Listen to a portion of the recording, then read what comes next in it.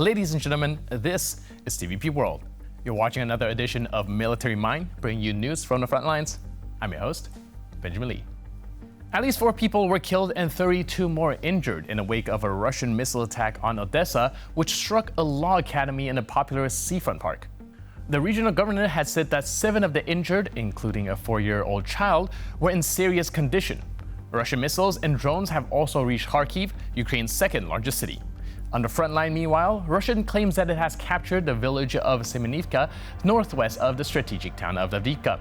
Ukraine's army says that its troops have repelled enemy attacks near the settlement.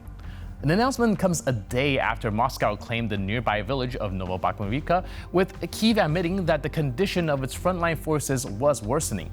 Although the situation is dire, the front line in the east holds. The capture of minor villages hasn't changed the overall landscape of the war for now. And let's move to the Middle East. Iranian-backed militias, including the Lebanese Hezbollah, have carried out missile strikes against northern Israel. No casualties have been reported in the West Bank. Israel forces have been continuing localized clashes with Palestinian fighters. Near the refugee camp of Jenin, the IDF clashes with the Al-Aqsa Martyrs Brigade, and in the central Gaza Strip, the IDF has been taking part in sporadic firefights with Hamas. Ukraine soldiers have just claimed some successes on the Limansk front.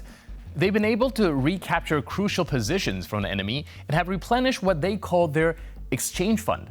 These are Russian POWs who they can later swap out for their own friends who have ended up in Russian captivity. This is a huge victory for the Ukrainians, who have once again showed that they will not back down in the face of adversary.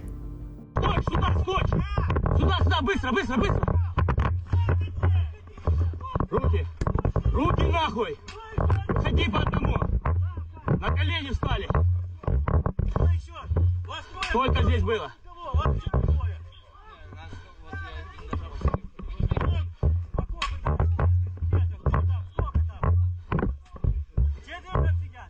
Свяжи его, свяжи!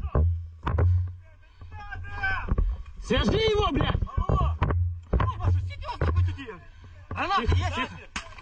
Разгрузки снимаем, пацаны. Не, наоборот. Чего?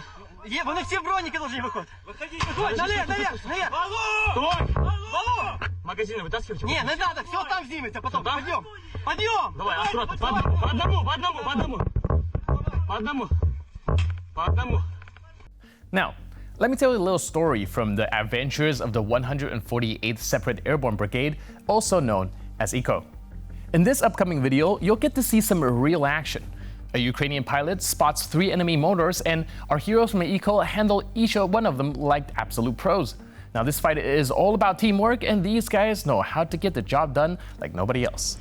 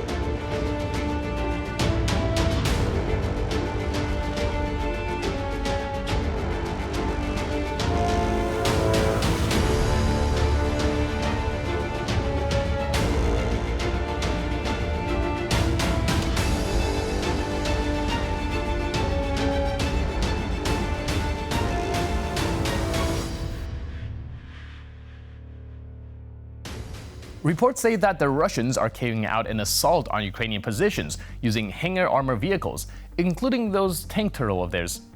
Now, this is all taking place in the Bakhmut direction, but the Russians have been spreading their know-how to the other fronts. To be frank, it's not looking good. It's messing with the Ukrainian FPV game and making it a lot harder for operators to hit the weak spots of the armored units. For example, the Ukrainians had only been able to take out 1 tank and 1 APC from this column of 5 units, which required a big chunk of FPV firepower to get it done.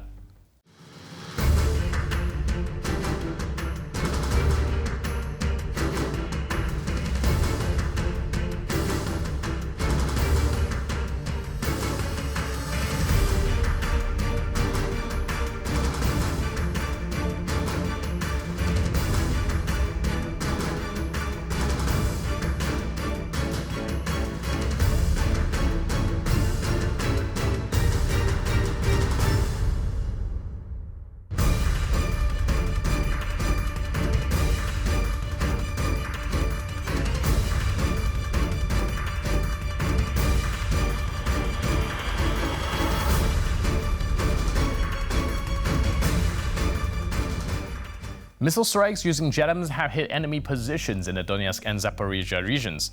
The top brass has announced the elimination of the targets, and the JETM is a guidance kit which converts unguided bombs into precision-guided munitions.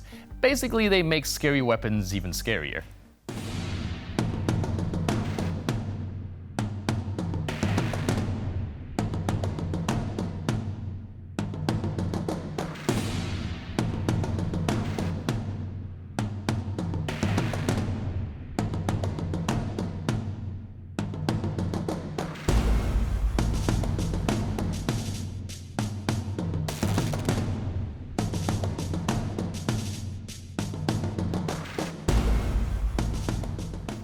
And here we also have quite the episode straight from the battlefield itself. Picture me this. There's a serious firefight near a Terna village in the Liman front, and the soldiers of the 95th Air Assault Brigade are not sitting it out. They're right on the enemy, and it's getting heated. This is a real fight to the death. Bullets fly, tensions high. Do not miss out on these intense moments.